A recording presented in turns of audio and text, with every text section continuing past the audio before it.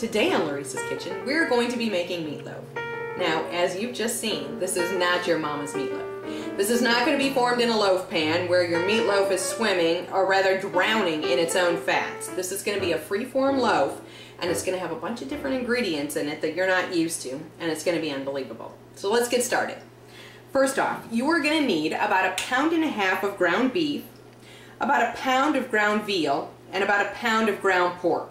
Now you are going to need all 3 different kinds of meat. If you just use ground beef, the proteins in the beef are going to seize, and this is going to end up being tough.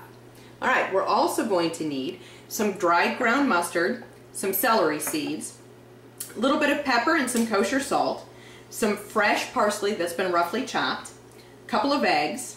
For our binder, we are going to use fresh French breadcrumbs, and we're also going to need some ketchup. We will need 2 whole carrots that have been peeled, along with about 1/2 of a large Spanish onion, and I've got 4 cloves of garlic in here along with a couple of shallots. Now you don't need the shallots if you don't want to. You do need to process these in the food processor until they're finely minced, because they're going to be mixed in here. We want them to be small enough that they're going to cook and become tender, and you're not going to realize that those are in here. Alright, now to top this meatloaf, we are going to need more ketchup, a little bit of brown sugar, and some additional ground mustard. We'll make a sauce with that, and eventually we will brush that on our meatloaf and top it. Now also, we are going to use the other half of our Spanish onion. We're going to caramelize this onion very nicely, and then this is going to go on the very top of our meatloaf. So let's go ahead and get started. Okay, like any other meatloaf, we can just start putting all of our ingredients in here. And I should probably say that this is originally a Martha Stewart meatloaf recipe, so I do need to give credit where credit is due.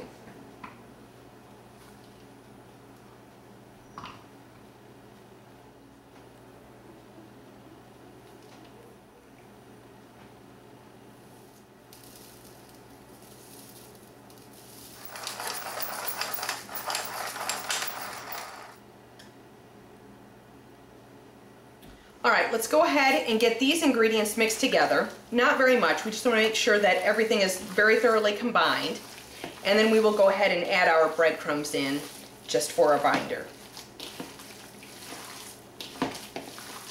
Alright, let's go ahead and dump in some breadcrumbs. This is about 1.5 cups. We'll see where we are from here.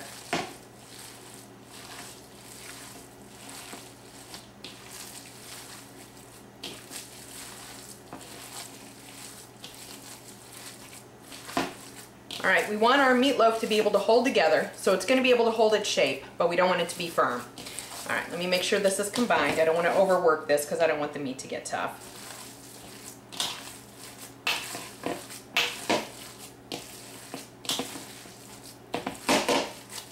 Alright, that's good. Okay, now, one of the things that we're going to be doing with this meatloaf, or with this meat mixture, is we're actually going to be forming half of it into meatballs, and the rest of it is going to be made into the meatloaf. Now, if I were to just form this all into one meatloaf, it would be huge. So, at the very least, this would become 2 meatloaves. You could also form this all into meatballs if you wanted, or you can do half meatballs and half meatloaf, which I'll be doing.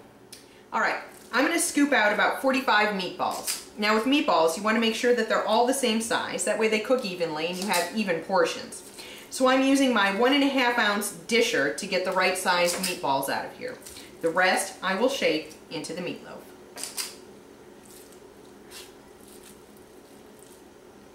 Alright, we're going to get the rest of this mixture formed into our meatloaf.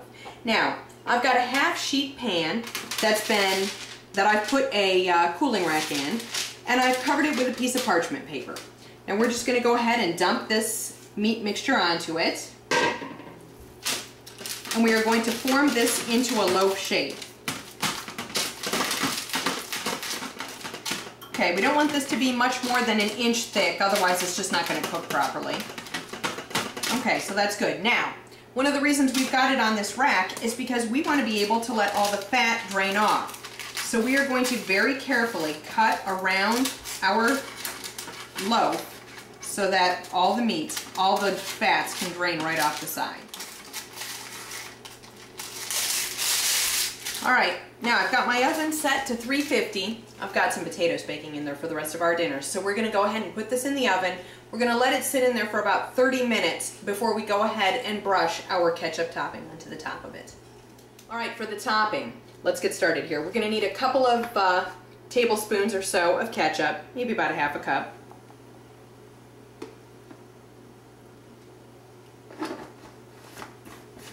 A couple of tablespoons of brown sugar.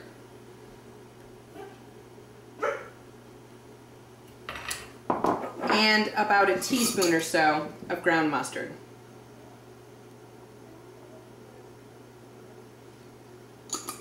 Alright, now we don't want to put too much ground mustard in there or it'll get really, really hot. So let's go ahead and we're just going to mix this together until it's smooth.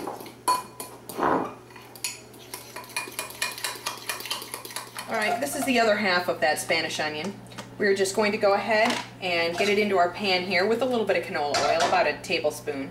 We're going to let this caramelize. It's going to take maybe 5 to 10 minutes. We want to get some definite color on here because that will help to bring out the sugars. We don't want them to just burn in the oven. So let's let this go. Alright, let's go ahead. It's been about a half an hour. We're going to go ahead and take this out. I'll not really take it out, just open up the stove. We're going to pour on our sauce.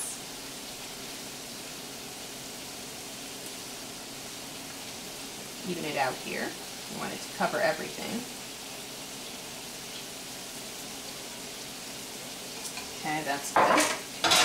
And let's get our caramelized onions on top.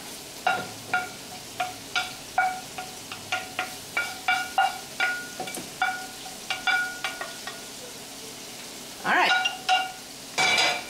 This is going back in the oven for at least 25 more minutes. Okay, like any meat, we're going to need to let this sit for just a couple of minutes. So let's go ahead and bring it out of the oven.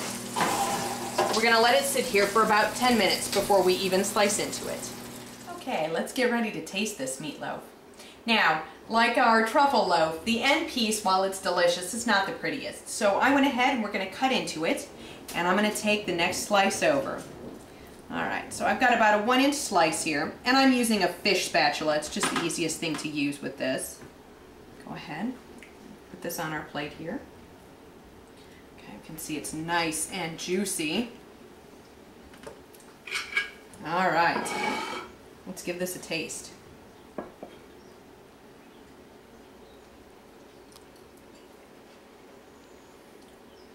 It is so tender, so juicy. So flavorful. This is not your mama's meatloaf.